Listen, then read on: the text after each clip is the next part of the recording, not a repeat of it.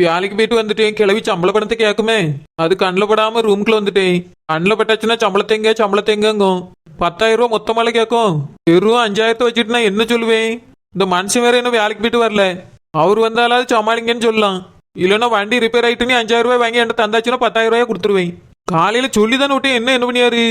Show, இவர் எப்போ வருவாரோ தெரியலையே. அதுக்குள்ள கிளவி சம்பளம்ட்டுன்னா நான் மாட்டிக்கிடுவேனே. யோ, சீக்கிரம் வந்துறியா? நெட்டு மாதிரி யார சொல்லிட்டு இருக்கா? ஐ, வந்துட்டீங்களா? ஏங்க, உங்களை தான் நினைச்சிருந்தேன், தேடிக்கிட்டு இருந்தேன். நல்ல வேலை வந்துட்டிய, மானத்தை காப்பாத்திட்டிய. போங்கங்க, உங்க அம்மட்ட போய் வண்டியை ஒருத்தன் இடிச்சுட்டா, வண்டி உடஞ்சு கிடக்கு. 5,000 ரூபாய் இப்போ உடனே வேணுமான்னு கேட்டு வாங்குங்க. நெட்டு, அது என்னங்க கேட்க முடியாது உங்களால? அப்ப இதுக்கு மேல நான் இந்த வீட்டுல இருக்க முடியாது, போங்க. இல்ல நெட்டு மாதிரி, அது என்ன நடந்துச்சுன்னா. என்னது ஏன் நடந்துச்சு? என் வண்டியை நெசமாலே ஒருத்தன் இடிச்சிட்டான்.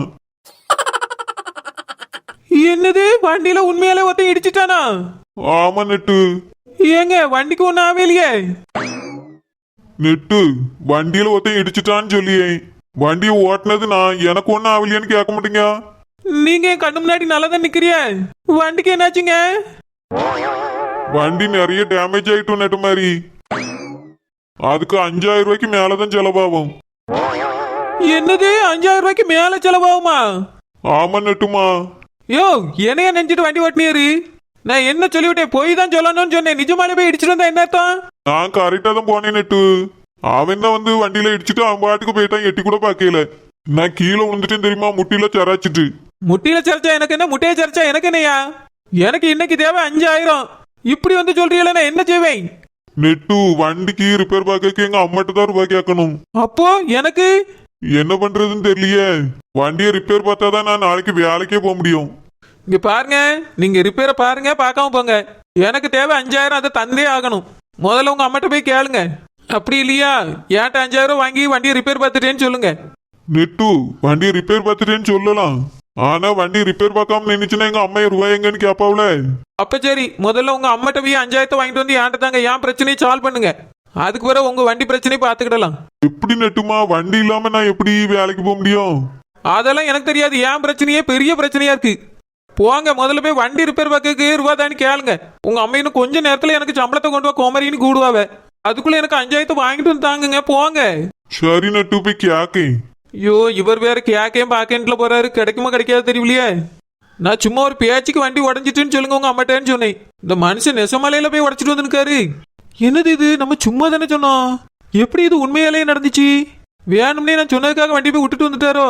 இல்ல நான் சொல்றதெல்லாம் அப்படியே பலிக்குதா? அப்படின்னா சரி, இன்னைக்கே நான் ஒண்ணு வேண்டிக்கிட்டேன். கடவுளே, எனக்கு ஒரு 10 கோடி ரூபாய் இப்பவே வேணும். குடுக்கிற தெய்வம் கூரையை பிச்சுட்டு கொட்டோன்னு சொல்லுவாவ.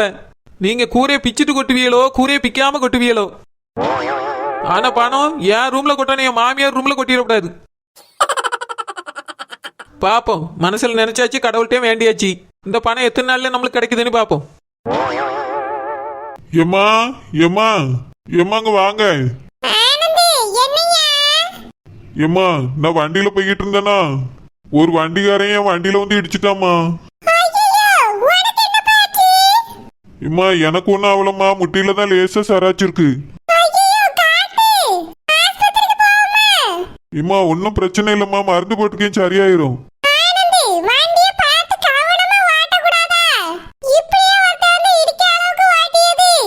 எம்மா, நான் எப்பவும் வர மாதிரி ஒழுங்காதாம்மா போனேன். ஸ்பீடா கூட போகல, ஸ்லோவா தான் போய்கிட்டு இருந்தேன். எனக்கு எதிரில் வந்தவன் தான் ரொம்ப வேகமா இடிச்சுட்டு அவன் பாட்டுக்கு பார்க்காமலே போயிட்டாமா. நான் கீழே விழுந்து கிடந்துட்டு கொஞ்ச நேரம் கழிச்சு தான் எழும்பி வண்டியை தள்ளிட்டு வந்தேன். அந்த இடத்துல ஆள் வரலம்மா.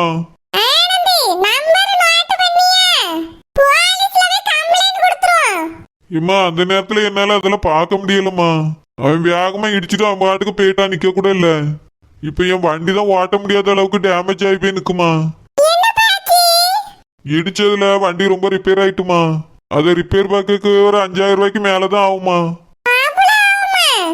ஆமாமா, ஆகும். எனக்கு ஒரு 5,000 தாங்க, ரிப்பேர் பார்த்துட்டு மிச்சம் இருந்தா தாரேன்.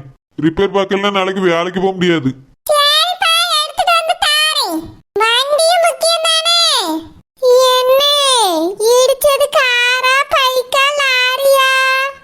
அது பைக்கு தாம்மா. ஆமா, கீழே விழுந்துட்டேன்ல நான் வண்டியோட, அதனால கொஞ்சம் ரிப்பேர் ஆயிட்டு. ஐயோ, பார்த்து கவனமா ஓட்டக்கூடாதானே. நான் கவனமாதமா வண்டி ஓட்டிட்டு போனேன், எதிரில் வந்தவன் தான் இடிச்சிட்டு போயிட்டான். என்னை அவன் வேணும்னே வந்து இடிச்சிட்டானோ? வேணும்னு இடிச்ச மாதிரிலாம் வண்டி ஓட்டுற லட்சணமே சரியில்லை, அதனால தான் இடிச்சிட்டு போயிட்டான்னு நினைக்கேன். சரிண்ணே, நான் பைக்க போய் பார்த்துட்டு வரேன். ஐயா ஆனந்தி, இந்த பையில 5000 இருக்கு. சீக்கிரமா பைக்க சரி பண்ணேனையா. சரிம்மா, இப்பவே போய் ரிப்பேர் பாத்துறியே. ரிப்பேர் பாக்கேன்னு உள்ள ஓடியா? ஒரு சமயம் ஏதாவது எடுத்துட்டு போவானா இருக்கும். நெட்டுமா, எங்க அம்மா 5000 ரூபாய் தந்துட்டாவ, நான் போய் முதல்ல வண்டி ரிப்பேர் பார்த்துட்டுமா. ஐயோ, ஏன்ட்ட தாங்க உங்க அம்மையை சமாளிக்கணும். என்ன சொத்த நேரத்தில் கூப்பிட்டு ரூபாய் எங்கன்னு கேட்பாவ, அதனால ரூபாய் ஏன்ட்ட தாங்க.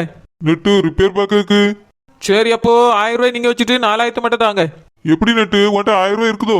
இல்லைங்க, 1000 ரூபாய் ராணிக்க பிடிச்சிட்டாவன்னு சொல்லிடுறீ. எங்க அம்மா நம்ப மாட்டாளா நெட்டு? அதெல்லாம் நான் நம்ப வச்சிருவேங்க. நம்புற மாதிரி என்கிட்ட பேசுனா நம்பிடுவாவே. சரி நெட்டு. அப்புறம் உங்களுக்கு ஒன்று சொல்லி கேட்டுக்கிடுங்க. உங்க வண்டியை கொண்டு மெக்கானிக் ஷாப்ல ரிப்பேர் கொடுங்க. இந்த 1000 ரூபாய கொடுங்க, மிச்சம் இருக்க ரூபாய்க்கு உங்க அம்மாட்ட வந்து கேட்டு வாங்கி வந்து கொடுங்க. ஐயோ, எங்க அம்மாட்ட மறுபடியுமா? ஆமா, 5000 ரூபாய் போக எக்ஸ்ட்ராவா ஆகி போச்சுமான்னு சொல்லுங்க. வேற என்னங்க செய்ய, வீட்டை தானே வாங்கணும். உங்க சம்பளத்தை பூரா கொடுத்து விடுறிய, என் சம்பளத்தையும் பிடிங்க முடியாவ. அதனால இதுதான் வழி, வேற வழி கிடையாது. அப்புறம் என்னன்னு சொல்லி கேட்டுக்கிடுங்க. என்ன நெட்டு? இந்த மாசம் என் கை செலவுக்கு ரூபாயே இல்லை. நம்ம பிள்ளைக்கு இட்லி வாங்கி கொடுக்க கூட ரூபா கிடையாது. அதுக்கும் நீங்க பெட்ரோல் போட காசு வாங்கும்போது சேர்த்து வாங்கிருங்க. 100 ரூபா ஆகும்னா 150 ரூபா வாங்கி 50 ரூபாயாவது என்கிட்ட தாங்க. தினாம எனக்கு வேணும், காலையில இட்லியை வச்சுட்டுலாம் கிடக்க முடியாது. ஐயோ, எங்க அம்மாட்ட எவ்வளவுதான் கேட்க? வேற உங்க அம்மா ரூபாயே என் கண்ணில் காட்ட மாட்டேங்கவ. இப்படி செய்யறதுதான் நல்ல வழி. இதையே நம்ம தினமும் கடைபிடிங்க. பெட்ரோல் விலை ஏறி போச்சுன்னு சொல்லுங்க. சரி நெட்டுமா. எம்மா, அண்ணே வண்டி நல்லா டேமேஜ் ஆயிருக்குமா. என்ன எடுபட்ட பயலாம் வந்து என் மாவன் வண்டி இடிச்சிட்டு போயிருக்கான். நல்லா இருக்கானாவே. என் மாவனுக்கு முட்டியில அடிபட்டிருக்கான். கை கால் உடைஞ்சிருந்தா என்ன ஆகுறது? அப்படி என்ன பயண எடுத்து ஓட்டாங்க. அவ்வளவு வேகமா போய் கோடிய தேடி கொடிய நாட்டவா போறேன். சுத்த மெதுவா போனே என்ன. முன்னால என்ன வருது பின்னால என்ன போகுதுன்னு பார்க்காம ஓட்டியது. இப்படி போறதுதான் எங்கேயாவது போய் உழுந்து கிடக்கும். என் மாவன் ஒரு நாள் சிவிடா போக மாட்டான். இது வரைக்கும் அவனால ஒருத்தருக்கு தொந்தரவு இருந்தது கிடையாது. அணக்கு இல்லாம போயிட்டு அணக்கு இல்லாம வீட்டுக்குள்ள வருவான். இன்னைக்கு எவனோ ஒருத்தனால அவனுக்கு 5000 ரூபாய் செலவு வந்திருக்கு. அம்மா, யாரு ரூபாய் எடுத்து கொடுத்தா? வா, சம்பள ரூபாய் தான் கொடுத்துருக்கேன். ஐயோ, சீட்டு பணம் எப்படிமா கட்டுவா? அதான் உன் மைனிகாரி 10,000 ரூபாய் சம்பளம் வாங்கியாலாம்ல, அதை வச்சு கட்டிடுவ. இன்னைக்கு சம்பள பணத்தை வாங்கியிருப்பா. அப்படியா? மைனி அப்பதே வந்துட்டாவ்ல. என்னது வந்துட்டாளா? நான் அவளை பார்க்கவே இல்லையே. எம்மா, நீ உள்ள இருக்கும்போது மைனி வந்துட்டாவமா, நான் பார்த்தேன். ரூமுக்குள்ளதாம்மா போனாவே. கோமரிட்ட சம்பள பணம் வந்தோடனே என்கிட்ட கொண்டு வந்து தான் சொல்லி வச்சிருந்தேன். என்கிட்ட சொல்லாம கொள்ளாம அரங்குக்குள்ள போயிருக்காளா, அரங்குக்குள்ள சம்பள பணத்தை வாங்கிக்கிட்டு. ஏ கோமரி, நெட்ட மாறி, என்னங்க தேய்? எப்ப வந்தா? அரங்குக்குள்ள போய் உட்கார்ந்திருக்கியேன்னு.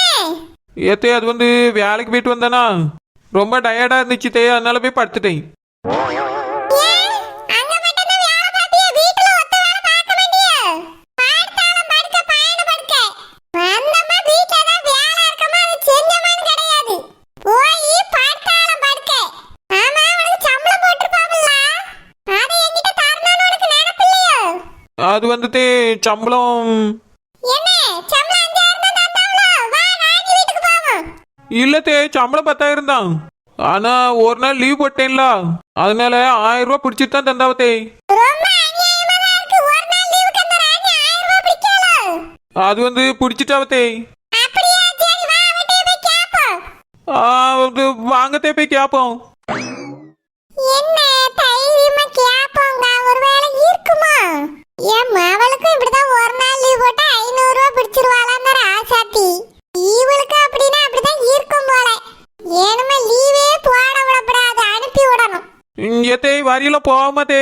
வேண்டாம் வேண்டாம், இருக்கட்டும். 1000 ரூபாய் தானே பிடிச்சிருக்கு, 9000 கொண்டா. சரிங்க தே, தான் எடுத்துட்டு வாரி. எப்பாடா 1000 ரூபாய் லாபம் வந்திருக்கு. எம்மா, இத்தனை நாளா அப்படின்னா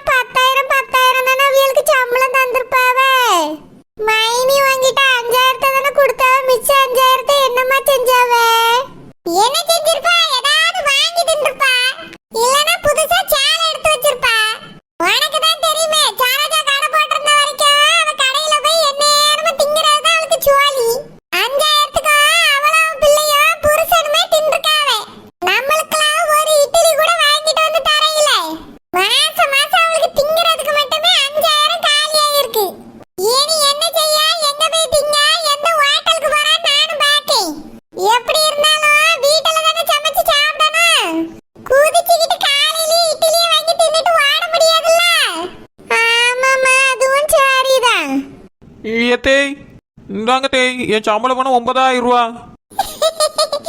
தாமாத்தா, ஒரு 1000 ரூபாயை இதுல எடுத்து போட்டு 10,000 கொண்டு போய் சீட்டு பணத்தை கட்டிடணும். ஏத்தேய் என்னோட சம்பள பணம் மொத்தத்தையும் உங்ககிட்ட தந்துட்டேன். எனக்கு ஒரு 1000 ரூபாயா தாங்கத்தே.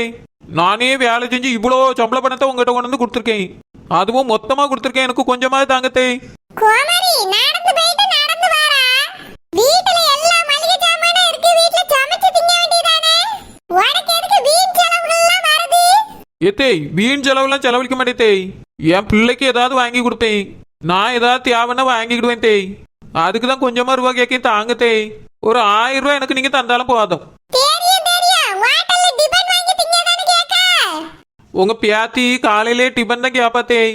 சோறுன்னா காலையிலே திங்க மாட்டா. இப்படியே பழகி போயிட்டல்ல, அதனால தான் தேய் கேட்க. ஒரு 1000 ரூபாய் தாங்க தேய். இங்க பாரு கோமரி, என் பேத்தி டிபன் கேட்டா சாயங்காலம் நீ தான் மாவு அரைச்சு காலையில இட்லி சுட்டு கொடுக்கணும். இல்லையா தோசை ஊத்தி கொடுக்கணும். நீ நல்லா நீண்டு நிமிர்ந்து உறங்கிட்டு கடையில இட்லியை வாங்கிட்டு வந்து அவளுக்கு கொடுக்க. வாத்தியத்துக்கு ஒரு சோத்தை கிளறி கொடுத்து விடிய. இதுலயே உனக்கு பொறுப்பும் கடமையும் முடிஞ்சு போச்சுன்னு ஓடிடுறிய. இனி அதெல்லாம் இந்த வீட்டுல நடக்காது. ஒழுங்கு மரியாதையா நீயே எதுனாலும் செஞ்சு உன் மகளுக்கு கொடு. ஏத்தேய் 10,000 ரூபாய் சம்பாதிக்கேன் தேய். ஒரு 10 பைசா கூட எனக்கு தர மாட்டேன்னா என்ன அர்த்தம் தேய்? ஒத்த பைசா கூட தர முடியாது. ஏத்தேய் இதெல்லாம் ரொம்ப அநியாயம் தேய். வேலை செஞ்சா எனக்கு 1 ரூபா கூட தர மாட்டேன்னா என்ன அர்த்தம்? சீட்டு பணம் முடிஞ்ச பிறகு நீ என்ன வேணாலும் செலவழிச்சுக்க, நான் கேட்க மாட்டேன். சீட்டு பணம் மாசம் மாசம் 10,000 ரூபாய் கட்ட வேண்டி இருக்கு. அது என்ன 16 மாசம் இருக்கு. அது முடிஞ்ச பிறகு உன் பணத்தை நீயே வச்சுக்க, நான் 1 ரூபாயும் வாங்க மாட்டேன். முடிஞ்சதுக்கு பிறகு மறுபடியும் உங்க மொபைல் 2 லட்சத்தை தாண்டி வந்து உட்காருவா. ஏத்தேய் அதெல்லாம் இருக்கட்டும் தேய். பிறகு தருவியே தரமாட்டியா? அதெல்லாம் பிறகு எனக்கு இந்த மாசம் செலவுக்கு ஒரு 1000 ரூபாயே தாங்க தேய்.